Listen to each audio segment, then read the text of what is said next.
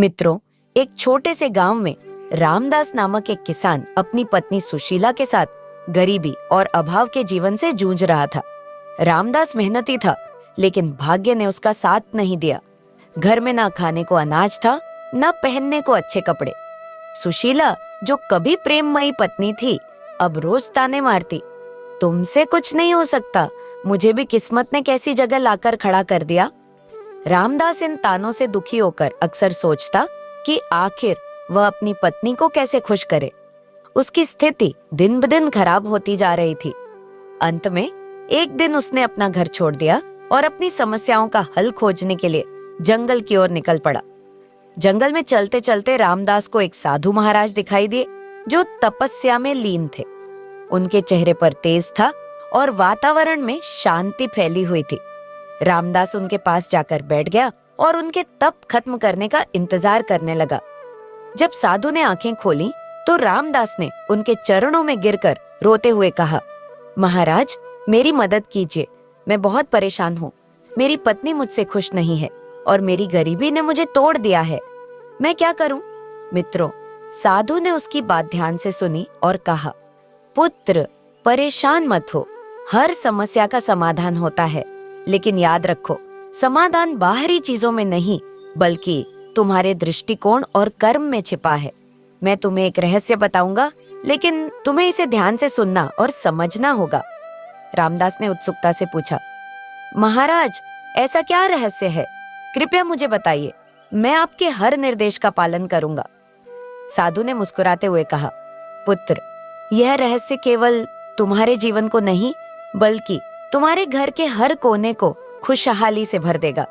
यह सरल है, तुम्हें अपनी पत्नी के नाक के ऊपरी हिस्से को हल्के से अपनी अंगुली से दबाना है और कभी-कभी उसके कान के पिछले हिस्से को अपनी जीभ से छूना है। रामदास यह सुनकर हैरान हो गया। उसने पूछा, महाराज, क्या यह सब सचमुच मेरे जीवन को बदल सकता है? साधु ने गंभीरता से जवाब दिया, हाँ, यह केवल शारीरिक स्पर्श नहीं है, बल्कि यह प्रेम और सम्मान का प्रतीक है। नाक का ऊपरी हिस्सा और कान का पिछला हिस्सा माता लक्ष्मी के वास का प्रतीक माने जाते हैं। जब तुम इसे प्रेम और आदर से करोगे, तो तुम्हारे जीवन में धन और खुशियां आने लगेंगी। लेकिन याद रखो, यह तभी काम करेगा जब तुम्हारे दिल में सच्चाई और पत्नी के प्रति सम्मान होगा। साधु ने अपनी बात समझाने के लिए एक कहानी सुनाई। बहुत समय पहले एक नगर में एक किसान और उसकी पत्नी रहते थे। किसान बहुत मेहनती था, लेकिन उससे भी ज्यादा वह अपनी पत्नी से प्रेम करता था। उनकी शादी को कई साल हो चुके थे, लेकिन उनके बीच का प्रेम दिन ब दिन बढ़ता ही जा रहा था। उनकी प्रेम कहानी पूरे नगर में मशहूर थी। हर कोई उनकी तारीफ करता, यहाँ तक कि राजा और रानी तक ने उनकी प्रेम कहानी सुनी और हैरान रह गए। राजा ने सोचा, आखिर इन दोनों के बीच इतना प्रेम क्यों है? क्या इसका कोई रहस्य है? राजा ने किसान की परीक्षा लेने की योजना बनाई। उसने एक सैनिक को किसान के पास भेजा और उससे कहा, अगर तुम अपनी पत्नी को छोड़ दोगे तो मैं तुम्हें आधा राजमहल, ढेर सारे हीरे जवाहरात और तुम्हारी जमीन से 2 गुनी जमीन दूंगा। किसान ने यह सुनकर मुस्कुराते हुए जवाब दिया, महाराज, मेरे लिए मेरी पत्नी ही सबसे बड़ी संपत्ति है। आपका राजमहल और धन मेरे किसी काम का नहीं। मैं अपनी पत्नी को छोड़ने का विचार भी नहीं कर सकता।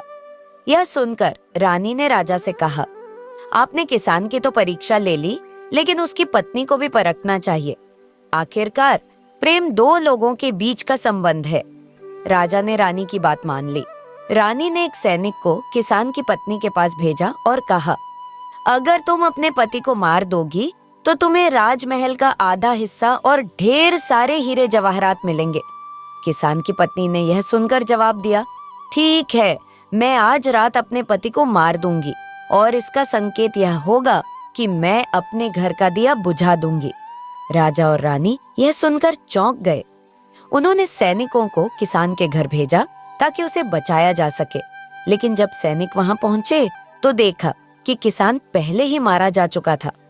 किसान की पत्नी ने कहा, मैंने उसे इसलिए मारा क्योंकि वह मेरे साथ दुर्व्यवहार करता था। राजा ने पूछा, क्या वह तुम्हें मारता था?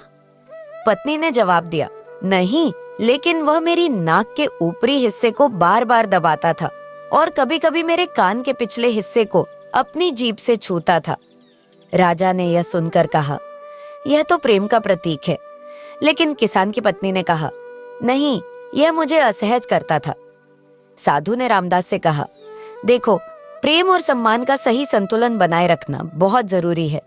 किसान अपनी पत्नी से प्रेम करता था, लेकिन उसने अपनी भावनाओं को सही तरीके से व्यक्त नहीं किया। यही कारण था कि उनका रिश्ता टूट गया। तुम्हें अपनी पत्नी को समझना होगा और उसे यह महसूस कराना होगा कि वह तुम्हारे लिए कितनी खास है, तभी तुम्हारा भाग्य बदल सकता है। रामदास की बदली किस्मत। रामदास ने साधु की सलाह मानी और अपनी पत्नी सुशीला से माफी मांगी। उसने उसे पूरी बात समझाई और उसे अपनी प्राथमिकता बनाया। धीरे धीरे उनके रिश्ते में सुधार हुआ और धन की देवी लक्ष्मी ने उनके घर में स्थायी निवास कर लिया। यह कहानी सिखाती है कि धन और सुख का असली स्रोत प्रेम और विश्वास है। जब आप अपने रिश्तों में ईमानदारी, सम्मान और सच्चा प्रेम लाते हैं, तो जीवन में खुशियां और सफलता अपने आप आने लगती हैं। मित्रों, आशा करते हैं कि आपको हमारा यह सुनाई गई कथा अच्छी लगी होगी।